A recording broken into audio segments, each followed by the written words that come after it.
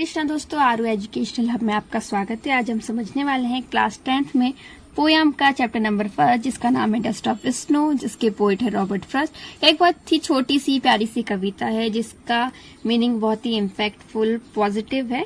इस कविता में पोइट उनके साथ हुई एक बहुत ही पॉजिटिव इंसिडेंट के बारे में बात कर रहे हैं, घटना के बारे में बता रहे हैं कि कैसे उस घटना ने प्रकृति को देखने का नजरिया बदल दिया। जिस तरीके से वो प्रकृति को समझते थे, जिस तरीके से वो जीव जंतुओं पेड़ पौधों को समझते थे, उनका उस घटना के बाद उनको देखने का नजरिया बिल्कुल ही बदल गया।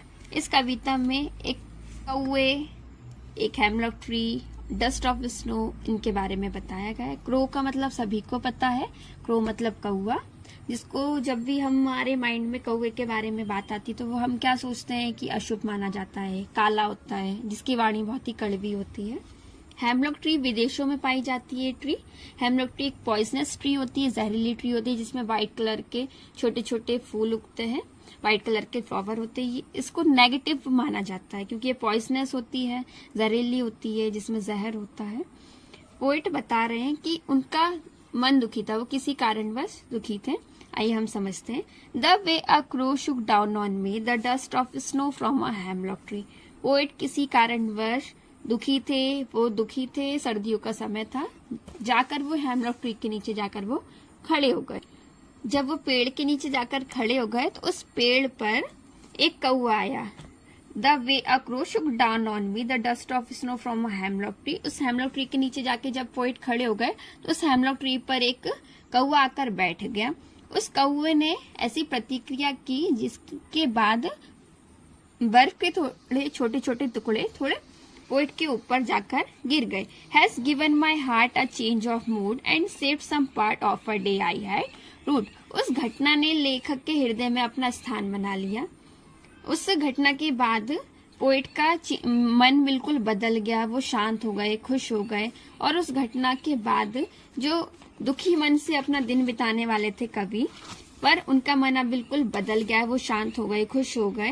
तो इस घटना से इस पोयम में हमें ये समझ में आया है कि जिस तरीके से हम देखते हैं प्राकृतिक चीजों को, वो बिल्कुल उसके अपोजिट होती है। हम कौवे को काला समझते, अशुभ समझते हैं, नेगेटिव मानते हैं, पर उस घटना में कौवे की वजह से ही कवि का पूरा हृदय बिल्कुल बदल गया। इस कविता से हमें ये मैसेज मिलता है कि जब भी हम दुखी होते हैं, निराश होते हैं, तो हमें समय निकालकर प्रकृति की तरफ रुख करना चाहिए और इससे हमारे दुखी मन को, आत्मा को प्रकृति से ही हीलिंग मिलती है, प्रकृति ही से संभालती है। प्रकृति हमारे मन को पॉजिटिव करती है, एक सकारात्मक सोच देती है। इस कविता में हमें ये समझ में आया कि बर्फ की अचानक बौछार से कवि का मन बदल गया।